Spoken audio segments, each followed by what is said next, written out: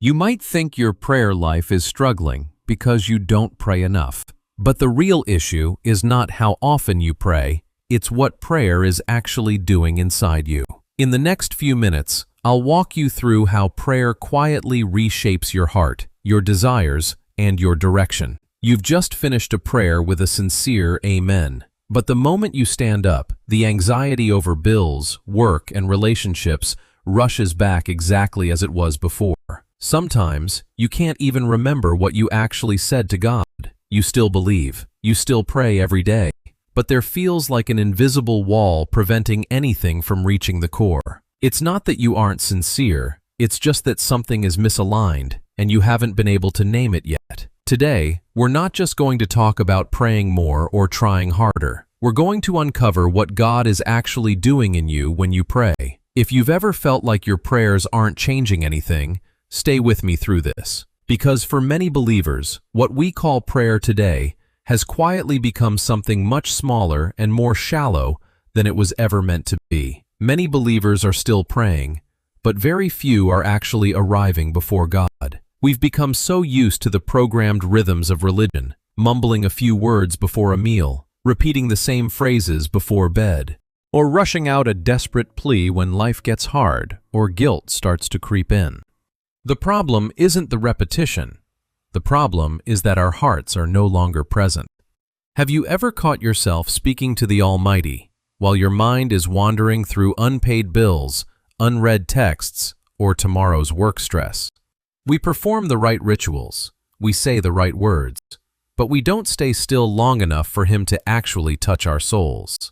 Scripture in Isaiah 29:13 exposes this truth. These people come near to me with their mouth and honor me with their lips, but their hearts are far from me. How many times have you finished a prayer only to stand up and feel the exact same weight of anxiety you started with? That's because it wasn't an encounter. It was just a task you checked off your to-do list. We live in an era of distraction, where even the sacred is measured by speed. The truth is, prayer isn't lacking time, it's lacking presence. And once prayer becomes a habit without presence, it almost always turns into something even narrower. Some prayers sound deeply spiritual, but underneath them is still a desperate need to stay in charge. We come to God with a long list of demands, asking Him to open doors, asking Him to heal, asking Him to change the difficult circumstances around us. Bringing your needs before Him is right, but let's be honest. Has your prayer life become a place where you present your plans to God rather than a place where you surrender to His? As modern people, we are obsessed with clear outcomes. We unconsciously turn prayer into a tool to manage our anxiety instead of letting God rearrange our desires. That is why you feel frustrated when you aren't answered immediately. You grow cold when you don't see progress. You assume God is distant just because things aren't moving according to your timeline.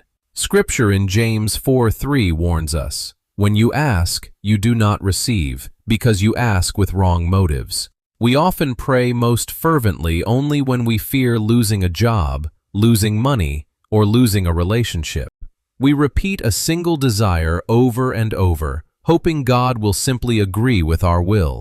The truth is, prayer doesn't just reveal what you need. Prayer reveals what you are still refusing to let go. And that is where many believers miss the real purpose of prayer entirely. We often treat prayer like a hotline to demand a change in our circumstances, but the truth is exactly the opposite. Prayer does not exist primarily to shift the world around you. Prayer exists primarily to shift the heart within you. It is not a place where you change God's mind to match your desires. It is the place where God realigns your soul to match His purposes. If prayer is not mainly about getting the answers you want, then what is God actually doing in you when you pray? Everything changes when God stops being the answer to your needs and becomes the desire of your heart. There is a sacred moment when prayer is no longer a negotiation. It's when you shift from seeking answers to seeking presence, from needing an intervention to wanting nearness. At this point, prayer is no longer measured by what I got today.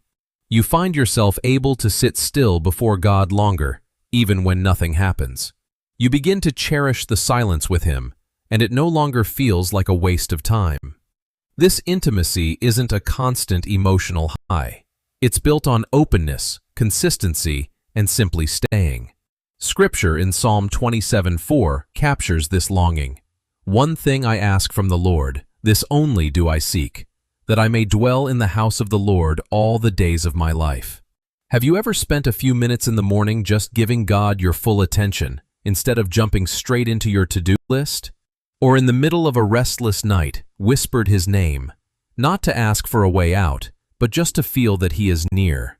The truth is, many believers don't lack faith. They lack the ability to stay still long enough for their love for God to outweigh their need for immediate relief. But once you begin to want God more than relief, something else starts to happen in prayer. Prayer becomes clearer when you stop filling every moment with your own voice. God is not only listening, He is also leading. When you truly quiet your heart, prayer shifts into a new space, the space of discernment.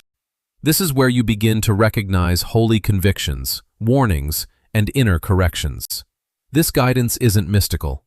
Sometimes, it's a check in your spirit right as you're about to send a text in anger. Other times, it's a verse from Scripture that suddenly lights up, exposing the true motive behind a major decision. But be careful. Not every feeling is God's voice. His voice is always consistent with His Word. As Hebrews 4:12 says, "The Word of God judges the thoughts and attitudes of the heart." True prayer requires the discipline of silence, attentiveness, and alignment with Scripture. When you learn this discernment, you stop making impulsive decisions. You stop being driven by fleeting emotions, and you stop panicking in seasons of uncertainty. The truth is, prayer isn't just a place where your emotions are soothed. It is where your perception is recalibrated so you can see life the way God wants you to see it. And once prayer starts reshaping how you see, it will eventually reshape what you live for. The highest form of prayer is not getting more from God, but belonging to His will. At some point, mature prayer is no longer about speaking more, feeling more, or even hearing more. The deepest level of prayer is simply becoming available to God. It is the journey from alignment to surrender, and from surrender to participating in the very heartbeat of God. This isn't a heroic or grand sacrifice. It starts very humbly. It's when you're praying for your own struggles, but find yourself moved to intercede for someone else. It's when you stop asking, "Lord, bless my plan," and start asking, "Lord, what are you asking of me?" Scripture in Luke 22:42 records the ultimate model of prayer, "Yet not my will, but yours be done." When you reach this threshold, prayer is no longer just a place you run to when you're tired. It becomes the force that shapes how you live, how you love, and how you respond to His calling in the middle of your everyday life. The truth is, mature prayer is where the self stops being the center, so that God's will can become the compass for every real decision you make. And once prayer reaches that place, it is no longer just a moment in your day. It becomes the shape of your life. We often struggle because we think we aren't praying enough, but the reality is that we haven't fully understood what God is quietly doing within us. Prayer is not just a place where you speak to God. It is the place where He recalibrates your desires, your perspective, and your direction. When you truly grasp this, prayer stops being a dry obligation and becomes a natural rhythm in every moment you live. If you've stayed with me this far, you are someone who is no longer satisfied with surface-level religion. You are ready to go deeper, to be more honest, and to be more intentional in your walk with the Creator. Here, we don't believe in rushing the journey or shouting empty slogans. We choose to grow deeper, step by step, together. Looking back at what we've discussed, which part of your prayer life felt most real to you today? If you want to keep nurturing this kind of spiritual depth and consistency, you can stay with us on this journey. Just start where you are, slowly and honestly, because God is much closer than you think.